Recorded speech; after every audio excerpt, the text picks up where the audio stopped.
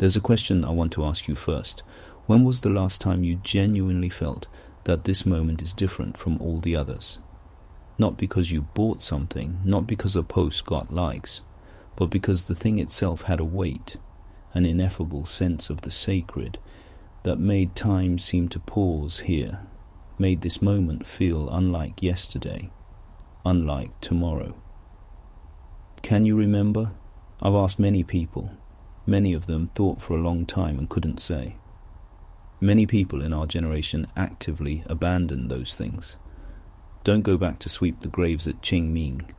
Too far, too short a break. Holding it in my heart is enough.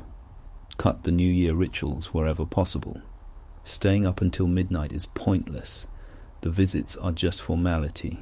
The red envelopes are just accounting. The elaborate customs around weddings and funerals. Simplify wherever you can. We're modern people. We don't need to be bound by old things. We called this progress. We called it freedom. We called it refusing to be held hostage by tradition. And that wasn't wrong. Within those traditions, there genuinely were real constraints. Constraints of gender, of class, of a feudal order. Breaking them was right. But there's something no one warned us about. In the process, we took something else along with it. Roland Barthes once said that ritual is the varnish of life. Wood needs varnish, not for appearance, but to keep from rotting. The function of varnish is to build a protective layer between the wood and the outside world, keeping out moisture, keeping out air, keeping out the slow erosion of time. Without that layer, even the finest wood will decay quickly. He said ritual is that same kind of thing, not decoration, not superstition, the thin but real layer of protection between human existence and the abyss of existence. What is the abyss of existence? The questions with no answers, what life means, what death means, where suffering comes from, what the relationship between ourselves and others is actually built on. These questions have no final rational answers, but they are real, and they produce real fear and anxiety in the human interior. Ritual protects people not by providing answers, but by providing form. Why does a funeral matter? Not because it resolves the question of what death is, but because it gives grief a container. You know what to wear, what to say, at which moment to weep, how to say goodbye. That form doesn't suppress grief, it holds grief. It means you don't have to face the abyss alone, stripped bare. Instead, you're held up by a symbolic framework shared with a community, moving through that time together.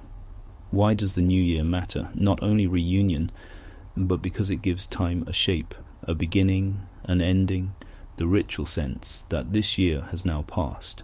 Time becomes habitable, rather than a current with no rhythm. Why does Qingming matter?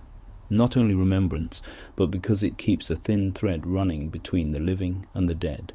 That thread tells you that you did not appear here from nowhere, that you have real connections to certain people, certain places, certain times. This is what the varnish does. Then we stripped it away. The wood is exposed to the air directly. That feeling of exposure isn't freedom. It's a groundless weightlessness. Time has lost its shape. Grief has no container. Relationships have no anchor. Meaning has to be carried alone. Most people can't say where this feeling comes from. They only sense that something is off. Why am I always busy but don't know what I'm busy with? Why is there no obvious pain in my life but always this inexplicable emptiness? Why do I stay in contact with so many people and yet sometimes feel suddenly that I have nothing at all? This isn't a psychological problem. It isn't a problem of character. It's the feeling of wood beginning to rot after the varnish has been stripped away. So we start filling, buy the next thing, experience the next place, finish the next episode, get the next like. These things can produce an instant feeling of fullness, can temporarily cover the abyss. But they share one feature. None of them can bring real satisfaction, only lead to the next one. And so, we begin furiously producing ourselves on social media, building an image, documenting a life, accumulating an audience.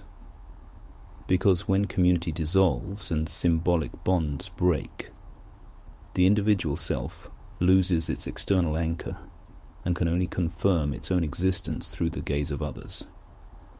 Follower counts, engagement numbers, become substitute sources of the sense of existing, but this kind of recognition is deeply unstable.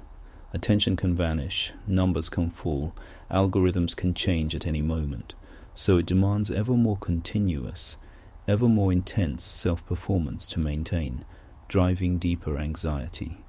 There is a brutal paradox here. The very means we use to fill the abyss are what make the abyss deeper. The more intense the consumption, the stronger the dependency on novelty, the less the genuine sense of dwelling, the deeper the void. The more frequent the performance, the heavier the self becomes, the stronger the loneliness of existing. Not bad habits, not insufficient willpower. The entire social structure sustains this cycle.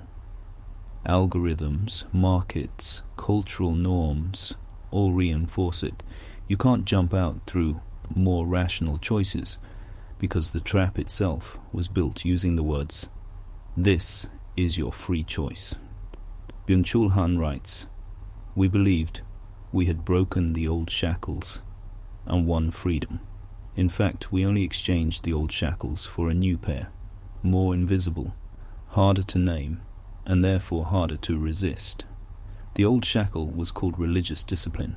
The new one is called self-actualization. Do you still have that varnish in your life? It doesn't have to be ritual in the traditional sense. Maybe it's some habit that belongs only to you.